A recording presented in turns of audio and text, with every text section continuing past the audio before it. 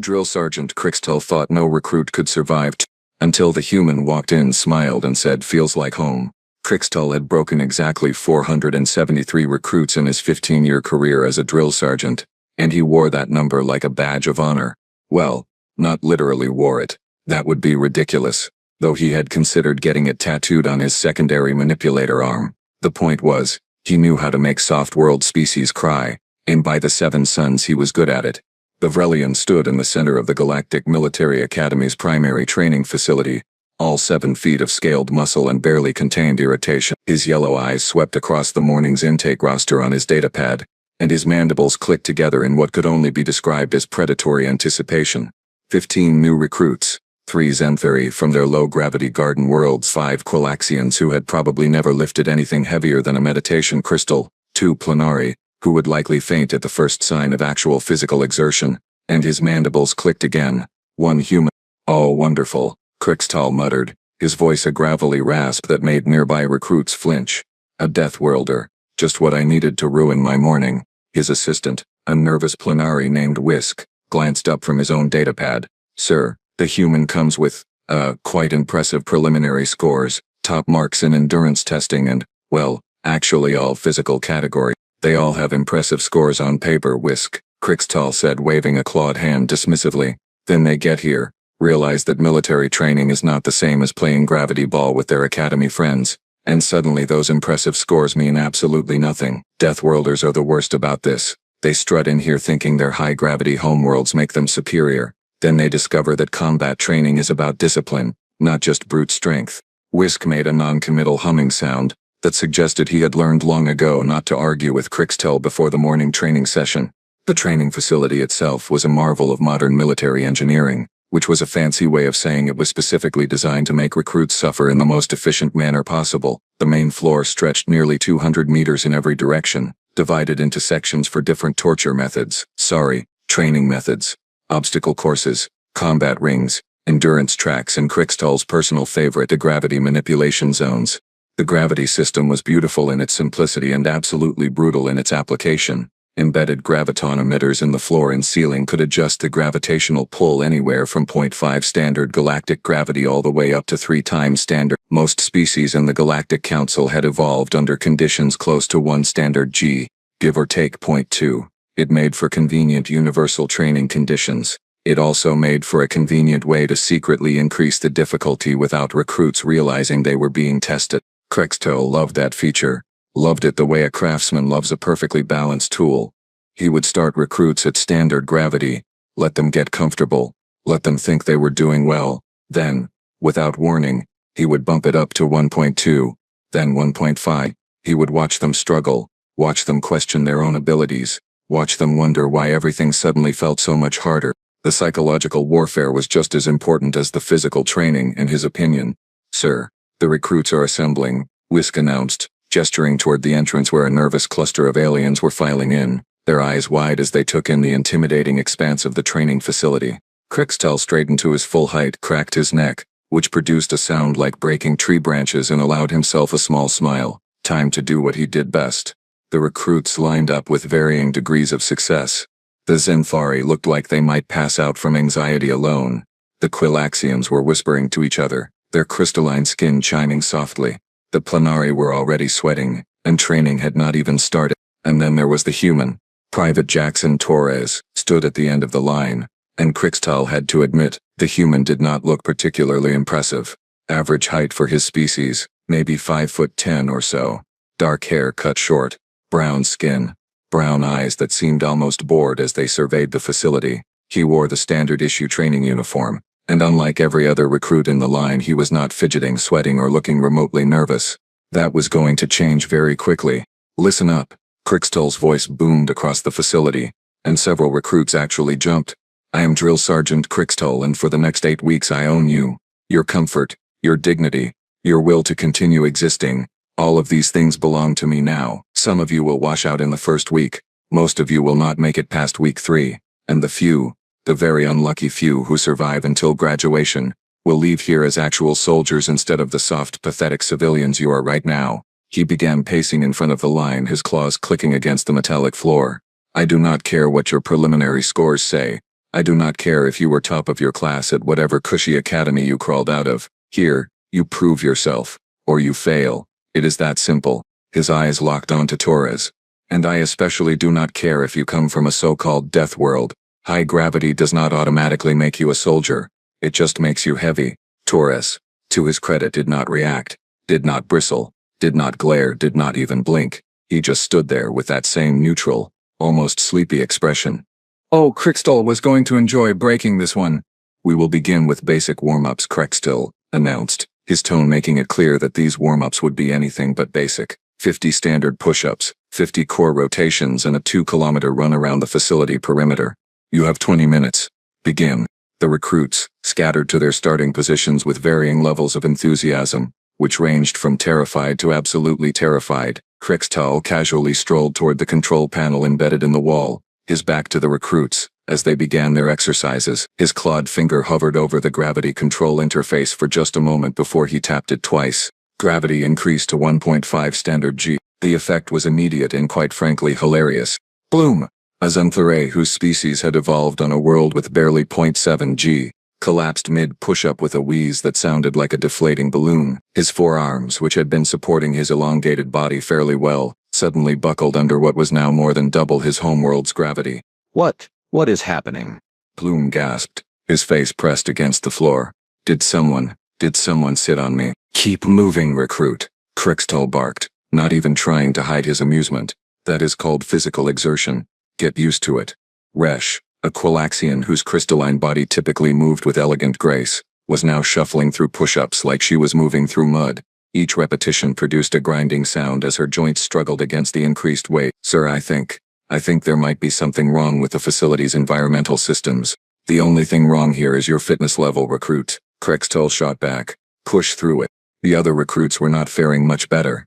The Plenari had given up entirely and were just lying on the floor, breathing heavily. Several Quilaxians had managed maybe 10 push-ups before their arms gave out. Even the recruits from near-standard gravity worlds were struggling, their movements sluggish and strained. And then there was Torres. The human was on his 37th push-up, and he was not just completing them, he was doing them with textbook form. Down, up, steady breathing, no shaking, no straining. His expression had not changed from that neutral, slightly bored look he had been wearing since he walked in. Krikstal's mandibles clicked together in confusion. He glanced at the control panel. Yes, definitely 1.5 G. The readout was clear. So why was the human moving like he was at standard gravity or even lower? Torres finished his 50th push-up, popped up to his feet with zero difficulty, and transitioned immediately into core rotations. His movements were fluid, controlled, almost lazy in how effortless they appeared. Recruit Torres, Krikstal called out, striding over to the human. You will not showboat in my facility. This is not a performance. Torres paused mid-rotation and looked at Krikstal with genuine confusion. Sir, I was not showboating, sir. Just completing the assigned exercises. At double speed compared to your fellow recruits. Sir, I apologize if I was going too fast, sir, Torres said, and he actually sounded sincere. Should I slow down? Krikstal's eye twitched. That was not the response he had been expecting. He had been expecting arrogance, smugness, maybe a cocky smile, not a polite offer to perform worse. Just continue, Krikstal growled, waving Torres away. The human shrugged and went back to his exercises. By the time the warm-up period ended, the results were catastrophically divided. Plume had managed perhaps 15 push-ups total, and was now lying on the ground, making sounds that suggested his species might not have words for this level of suffering. Riche had completed maybe 25 push-ups, and looked like her crystalline structure might shatter from the strain. Torres had finished all 50 push-ups, all 50 core rotations, and was stretching casually while waiting for the run to begin. Sir, Whisk whispered, appearing at Krikstal's elbow. Perhaps the human has some kind of, I don't know, enhancement technology. Exoskeleton support we cannot see? Scan him, Krikstal ordered. Whisk tapped his datapad, running a quick bioscan of Torres. After a moment he looked up with wide eyes. Sir, he is completely unaugmented. No technology, no enhancements. Not even standard military-issue stimulants in his system. That is just him. Krikstal felt a cold sensation creep down his spine, which was interesting because Vrelians were cold-blooded and should not be able to feel such things. He looked back at the control panel, then at Torres, then back at the panel. Run a diagnostic on the gravity system, he said quietly. Sir? Run. A diagnostic. On the gravity system, Krikstal repeated, enunciating each word with the precision of someone who was beginning to suspect the universe was playing a joke on him. Whisk tapped away at his datapad for several long seconds while Krikstal barked orders at the other recruits to get into position for the run. Finally, Whisk looked up. Sir, the gravity system is functioning perfectly. We are currently at exactly 1.5 standard G, with zero deviation or fluctuation. The system is working exactly as intended. Krikstal said nothing for a long moment. He simply stared at Torres, who was now jogging in place to keep his muscles warm, looking for all the world like someone waiting for a leisurely morning exercise rather than military training under 50% increased gravity. Perhaps, Whisk suggested hesitantly. Perhaps Deathworlders are more capable than the training manuals suggest. No, Krikstal said flatly. I have trained Deathworlders before, Kranathi from High G worlds, Orzani from heavy planet colonies. They are stronger, yes, but they still feel the increase. They still strain. They do not just ignore it. On the track, Plume had finally managed to pull himself to his feet and was shuffling toward the starting line with the gait of someone who had aged 40 years in the last 10 minutes. Sir, he called out weakly, will the gravity situation be resolved before the run, or should we just accept death now and save time? The gravity is fine, recruit, Krikstal snapped. Your conditioning is what needs resolving. Torres, overhearing this, glanced at Plume with what might have been sympathy.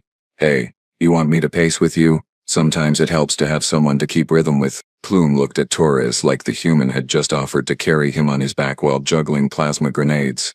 You are not struggling. Struggling with what? Torres asked, genuinely confused. Resh, who had dragged herself over to the starting line, made a chiming sound that was probably Quillaxian for laughter but came out more like sobbing.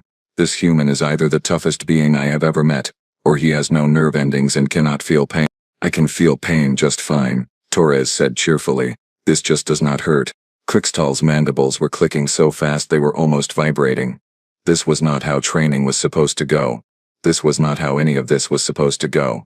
The human was supposed to be struggling. All recruits struggled when he increased the gravity. That was the entire point. Recruits, he bellowed, you have 2 kilometers to run and I am feeling generous, so I will give you 25 minutes instead of 20. Anyone who does not finish in that time gets to repeat the entire warm-up sequence. Move. The recruits took off in a stumbling, wheezing pack. Well, most of them stumbled and wheezed. Torres just started running at an easy, sustainable pace, his breathing steady and controlled. Krikstal watched him go and felt something he had not experienced in 15 years of breaking recruits. Doubt. The 2-kilometer run had been a disaster. If by disaster one meant a complete obliteration of everything Krikstal thought he understood about training Deathworlders, Torres had finished in 11 minutes 43 seconds. At 1.5 G, while humming what sounded like some kind of human folk song, Plume had finished dead last at 24 minutes, 59 seconds, collapsing across the finish line like a puppet whose strings had been cut. Resh had vomited twice during the run, which created these fascinating crystalline puddles that the maintenance drones were still trying to clean up. Krikstal had spent the mandatory 5-minute rest period running every diagnostic he could think of on the gravity system.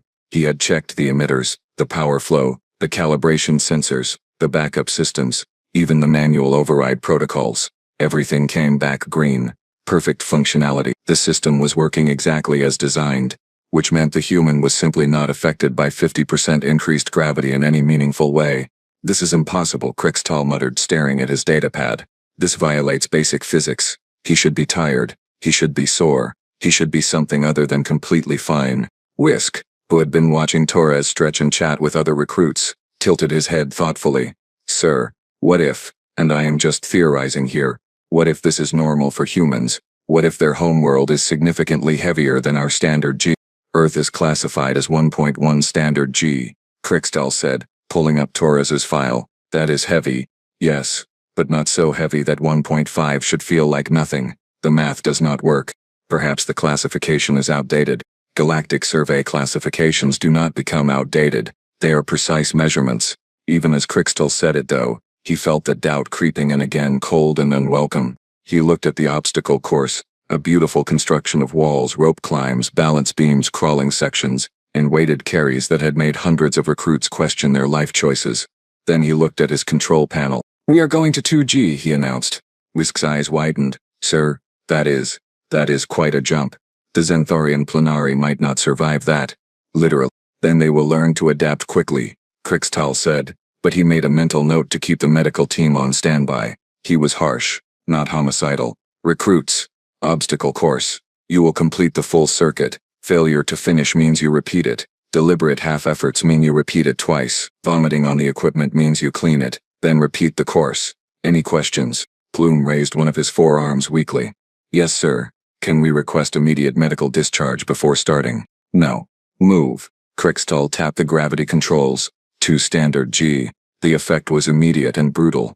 Every recruit except Torres suddenly looked like they had been hit by a cargo transport. Knees buckled, backs bent. Rish actually fell over sideways with a crystalline crash that probably would have been funny under different circumstances.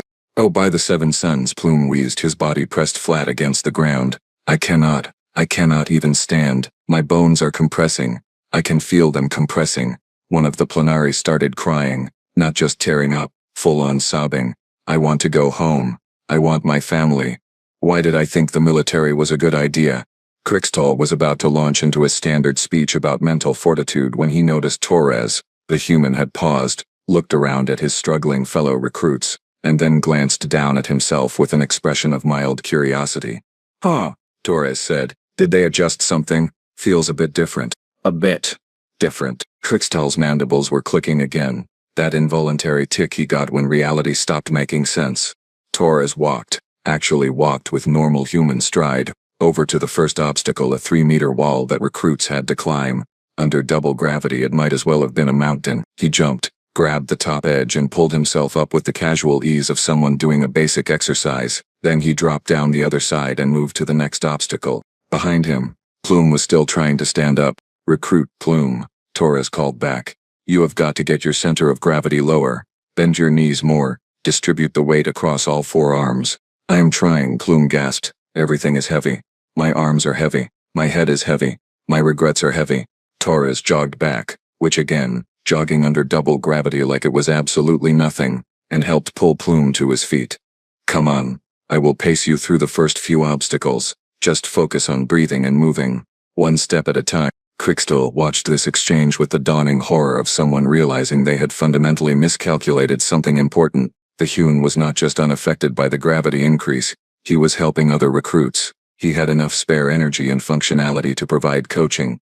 Rish had managed to get herself upright and was attempting the wall climb. She made it perhaps half a meter up before her arms gave out and she slid back down, leaving scratch marks in the composite material.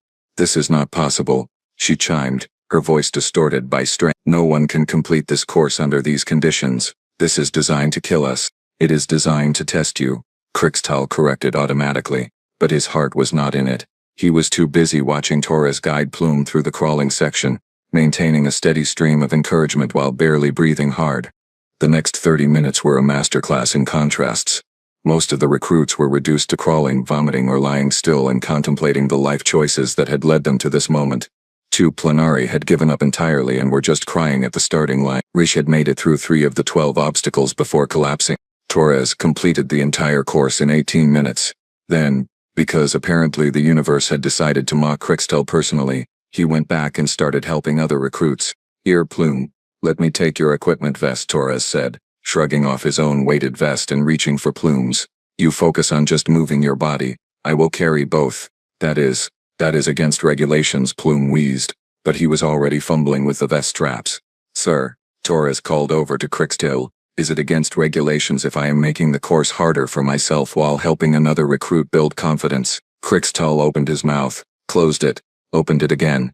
He could not actually think of a regulation that forbade this because no one had ever been insane enough or capable enough to try it.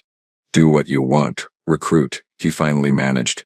Torres flashed a smile, put on both weighted vests, which now totaled about 40 kilograms of extra mass under double gravity, making it effectively 80 kilograms, and continued pacing Plume through the obstacles. He was not even breathing hard. Whisk appeared beside Krixtal again, his expression somewhere between awe and existential crisis. Sir, I have been running calculations. If the human is this functional under 2G, and Earth is officially listed as 1.1G, then either he is the single most conditioned human in existence, or the classification is wrong, Krixtal finished quietly. They both watched as Torres hoisted Plume over the final wall, both of them wearing weighted vests, under double gravity, while chatting about something called pizza, and whether the military cafeteria could make a decent version. I am going to find out exactly what Earth's actual gravity is, Crixtal said, his voice tight. Because this is not 1.1 G worth of conditioning. This is something else entirely. On the course, Torres had just finished helping Plume across the finish line. The Xanthari collapsed immediately, all four arms splayed out, making grateful gasping sounds. Good job, man, Torres said, patting Plume's shoulder encouragingly. You finished. That is what matters. I think I am dying, Plume wheezed. Nah, you are just tired. Happens to everyone. You are not tired. Torres paused, considering this. I mean, I guess I am a little tired, like maybe as tired as I would be after a light workout back home. Crixtal heard this exchange and felt something inside him break. Not physically break, but mentally break. Some fundamental assumption about how the universe works just shattered like one of Race's crystalline bones probably had during that run. Whisk, he said carefully. What is the maximum safe gravity level for the training facility? 2.5 G, sir. Beyond that, we risk structural damage and serious injury to most species. Crixtal looked at Torres, who was now stretching again completely unbothered, and made a decision that he would probably regret. Prepare for 2.5 G, he said. Tomorrow, we do full combat simulations. If this human wants to act like gravity does not exist, let us see how he performs when everything weighs more than he does. Day 2 of training began with what Crixtal had privately started calling Operation Break the Human. He had spent the previous evening researching Earth, pulling up every file, every survey report, every piece of data the Galactic Council had on the planet. The numbers kept saying 1.1 G. The numbers were clearly catastrophically wrong. The other instructors had heard about Torres. Word spread fast in the military academy, especially when that word involved a recruit who apparently treated double gravity like a mild inconvenience. Sergeant Threll, a massive Korgeth who trained heavy weapons specialists, had shown up early. Lieutenant Vex, who ran the advanced tactical courses, was leaning against the wall with her arms crossed. Even Commander Oryx, the Academy's second-in-command, had wandered down to observe. I heard you found a human who does not understand physics. Threll rumbled, his voice like grinding stones. I had to see this myself. He understands physics fine, Crixtal muttered. Physics apparently does not understand him. The recruits filed in, and it was immediately obvious who had suffered through yesterday's training. Plume moved like every joint in his body had been replaced with rusty hinges. Rishro's crystalline structure had visible stress fractures. The Plenari looked like they had aged 10 years overnight. Several recruits were wearing medical support braces. Torres walked in looking like he had spent yesterday at a relaxation spa.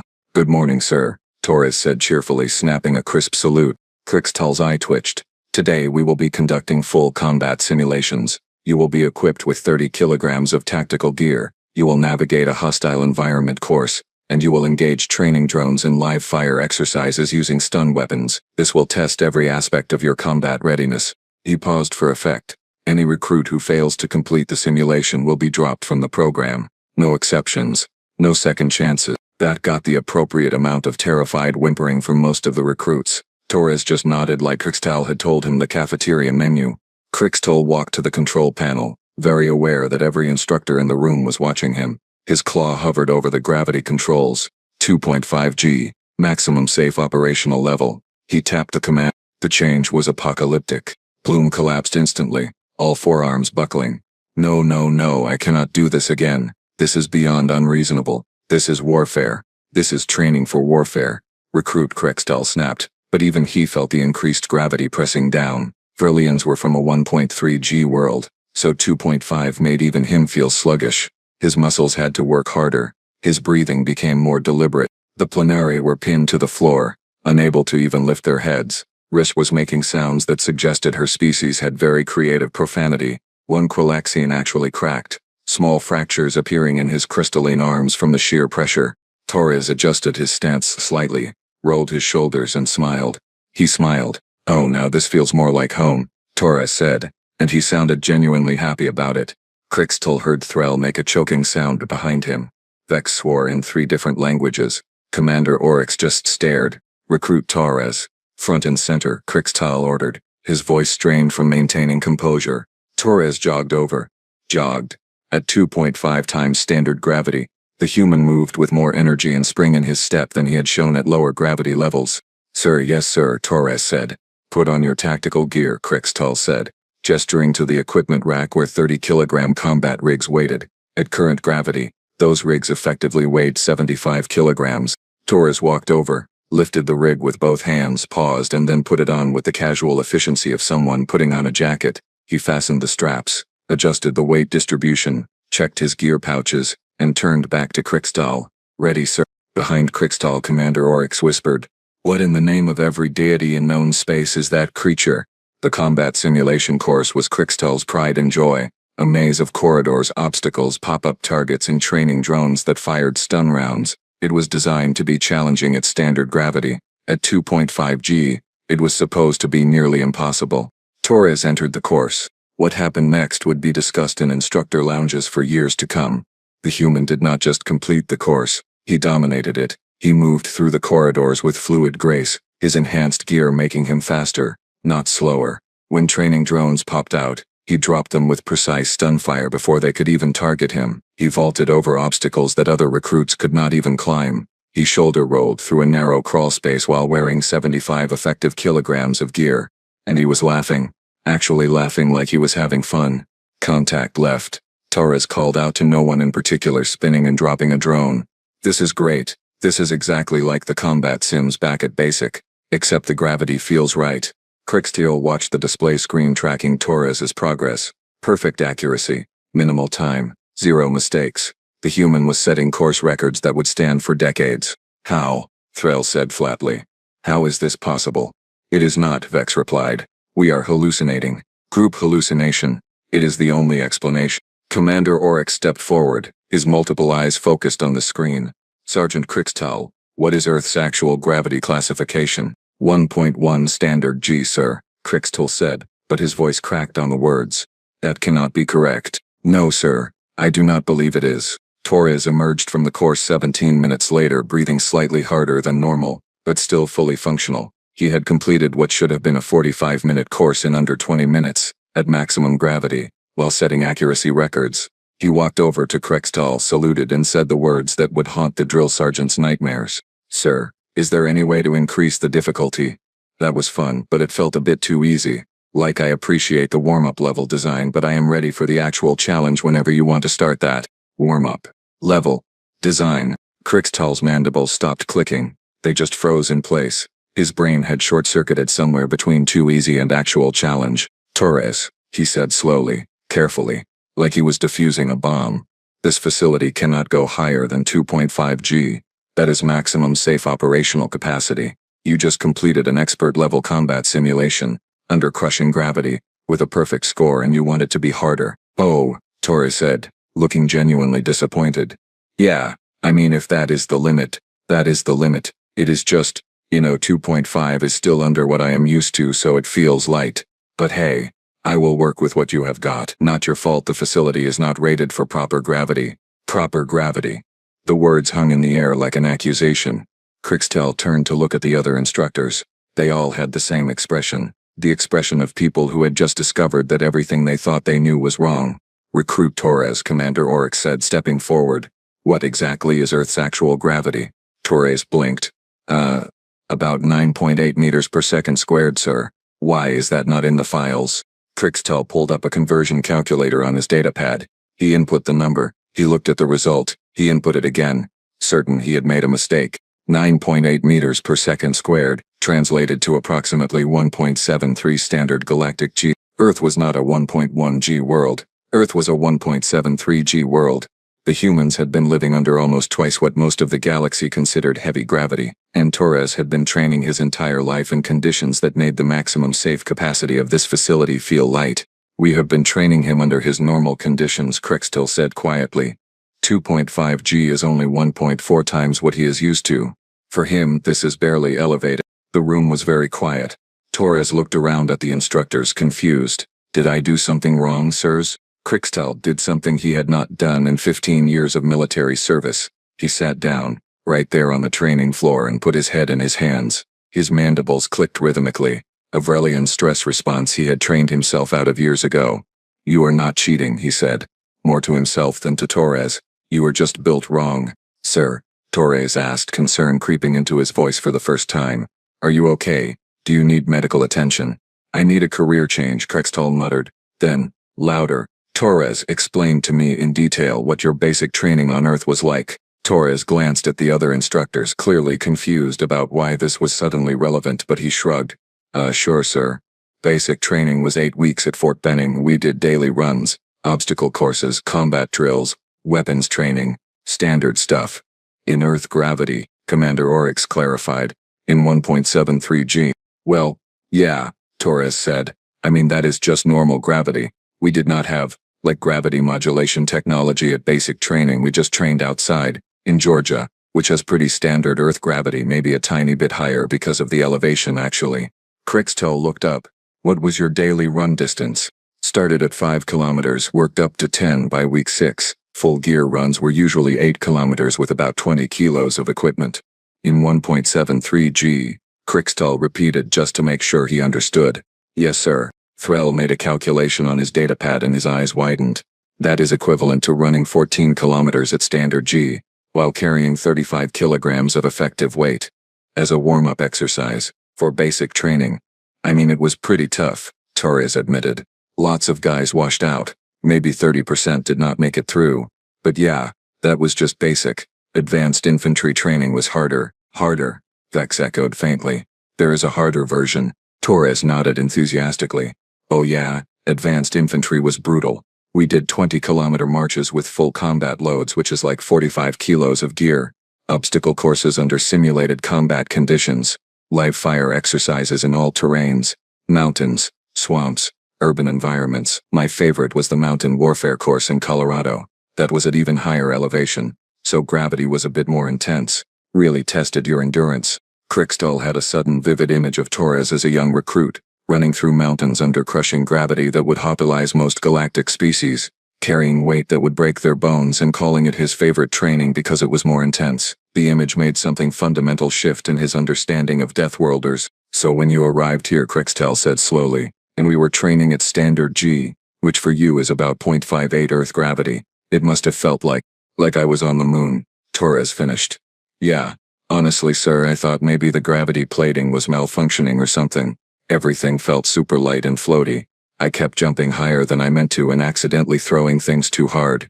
It has been a bit of an adjustment, and when I increased it to 1.5 G, that felt better, closer to normal, still a bit light but more manageable. 2 G, getting close to home. Felt pretty comfortable actually. 2.5 G, Torres smiled. Now that felt like a proper workout. Still under Earth normal, but at least it was in the right neighborhood. Made me a bit homesick honestly. Commander Oryx sat down next to Crixtel, then Threll sat down, then Vex. 4 senior military instructors, sitting on the floor of a training facility staring at a human who had just casually explained that their maximum safe gravity level made him homesick. I have been training soldiers for 23 years, Oryx said quietly. I thought I understood what Deathworld meant. I thought it meant aggressive fauna, hostile weather, dangerous microbes. I did not understand that it meant the planet itself was actively trying to crush everything on it every single moment of every single day. And they evolved intelligence in those conditions, Vex added. They developed civilization while fighting just to stand upright. Every step, every movement, every action requires almost twice the energy we use. Crixtel looked at Torres with new eyes, not with the dismissive assumption of a recruit to be broken, but with something approaching awe. Your entire species is built for combat without even trying. Your bones are denser to handle the gravity. Your muscles are strong. Your cardiovascular system is more efficient. You are biological tanks that consider our heavy gravity training to be recreational. I mean, I would not say tanks, Torres protested. We are pretty fragile compared to a lot of species. We do not have armor plating or natural weapons or anything. We just, we move around okay. You move around better than okay, Threll rumbled. You move around like gravity is a polite suggestion you can choose to ignore. Behind them, Plume had finally managed to stand up, though he looked like he deeply regretted this decision. Sir, if the human is not struggling, can we perhaps return to normal gravity so those of us who are not planetary compression survivors can continue breathing? Crixtel realized he was still running the facility at 2.5 G. He quickly adjusted it back to standard, and the collective sigh of relief from the non-human recruits was almost loud enough to echo. Torres, for his part, looked disappointed as his weight suddenly decreased.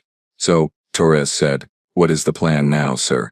Because if this facility tops out at 2.5 G, and that is still below Earth normal, Maybe I could help with training the other recruits. I could demonstrate techniques for moving efficiently under heavy gravity, proper breathing methods, weight distribution strategies, stuff we learn as kids back home just for playing sports. Crickstail stood up slowly, brushing off his uniform. His worldview had been shattered, reconstructed and shattered again in the span of 2 days. But he was a military instructor, and adapting to new information was literally part of the job description. Yes, he said decisively. Yes, that is exactly what we are going to do. Torres. Effective immediately. You are an assistant instructor for high-gravity combat conditioning. You will help train recruits on how to function when every movement feels like they are carrying their own body weight as additional cargo. Really? Torres perked up. That would be awesome, sir. I have been wanting to help. Watching everyone struggle with stuff that feels normal to me has been kind of frustrating. Additionally, Commander Oryx added, standing as well, I am going to recommend to Galactic Command that we update Earth's classification. 1.1G is not just inaccurate, it is dangerously misleading. Any military operation that assumes humans operate under those conditions is going to severely underestimate their capabilities and overestimate their limitations, Vex added. If Torres is average for humans, and I suspect he might be, then we have been classifying an entire species of natural-born heavy infantry as moderate deathworlders. Crickstail looked at his datapad at the file that listed Torres as just another recruit, and made a note, not to wash him out, not to break him, but to learn from him. All right, recruits, he called out, his voice regaining its usual commanding edge. Break time is over. Torres, take Plume and the other Zenthari through basic movement drills, show them how to breathe and move efficiently when their body weight doubles. The rest of you, standard gravity conditioning until you can manage 1.2 without collapsing. As the recruits scattered to their assignments, Torres jogging over to help Plume with genuine enthusiasm, Crickstail felt something he had not felt in a very long time. Humility. He had spent 15 years breaking recruits, confident in his understanding of physical limitation and military training. It took one human, one cheerful impossibility from a crushing death world, to teach him that there were levels of capability he had never even imagined. Sergeant, Torres called over. Should I teach them the breathing technique we use for high-altitude running, or should we start with basic load-bearing posture? Start with posture, Crickstail replied. Then we will work up to breathing. And Torres. Yes, sir. Thank you for reminding me that the universe is full of surprises. Torres grinned. Anytime, sir. That is what we Deathworlders do best. And as Crickstail watched the human teach a Zenthari how to distribute weight across multiple limbs while discussing the proper ratio of cardio to strength training on high-gravity worlds, he made a private vow. Never, ever again would he assume that the training manual told him everything he needed to know about a species. Some lessons apparently required gravity. Lots and lots of gravity.